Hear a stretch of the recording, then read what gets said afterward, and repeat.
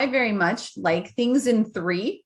And so you got to know the tech, you got to be able to support everything, and you need to be able to communicate about all of that. And if we were to do just a very short, kind of quick breakdown of each one, look, of course, a producer knows the technology. They've learned it, they can use it, and they can fix it. Are they members of IT?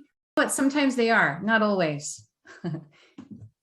They need to be able to support everyone, support the technology, support the facilitator, presenter, trainer, and they need to be able to support the participants too. And that means connecting everybody to everything, partnering with everyone, and analyzing any kind of issues that are going on. So they know what the tech is supposed to act like, but in the moment they have to be able to adapt and be flexible enough to be able to analyze the situation for what it is.